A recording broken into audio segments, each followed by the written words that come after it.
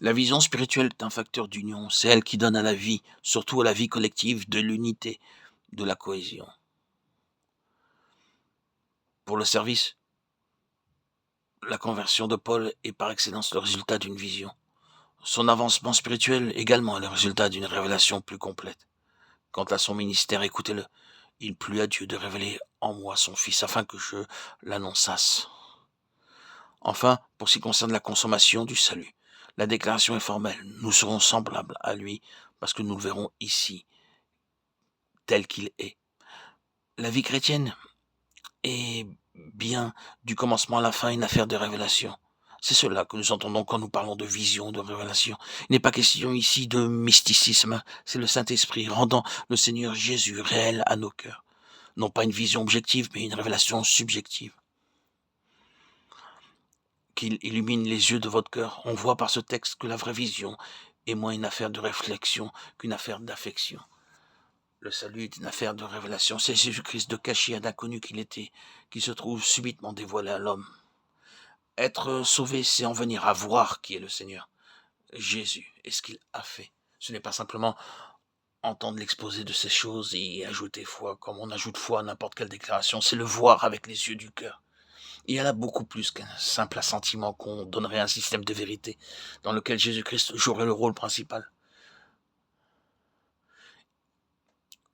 Le véritable salut est une révélation du Seigneur Jésus. Il en est exactement de même de la marche en avant, du développement de la vie chrétienne. Chaque pas en avant, chaque nouveau jaillissement de vie peut se rattacher à une seule et même cause. Quelque chose qu'on a vu dans la personne de Christ, qu'on ne voyait pas auparavant. Nous lisons dans Proverbe 29-18, là où la vision fait défaut, le peuple périt. Littéralement, s'en va en morceaux. Il suffit de se reporter au jour d'Élie pour réaliser à quel point cette remarque est vraie.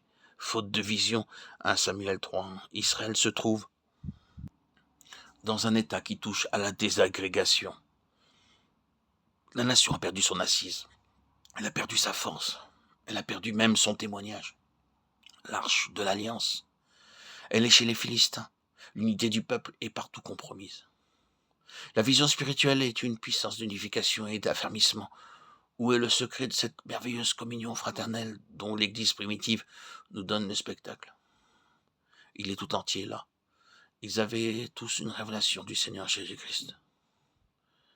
Ils ne se livraient pas à des controverses doctrinales et ils ne prenaient pas la décision héroïque de ne jamais faire mention des points sur lesquels ils divergeaient d'opinion. À quoi bon? Quand c'est le cœur qui est pris, parce que le Seigneur, lui, est apparu, on ne tarde pas à voir se rapprocher les éléments épars du peuple de Dieu. Et il y a une grande force là. Voyez ces premiers chrétiens, parce qu'ils ont tous vu quelque chose que les autres ne voyaient pas. Ils sont devenus une puissance telle que désormais, le monde doit compter avec eux.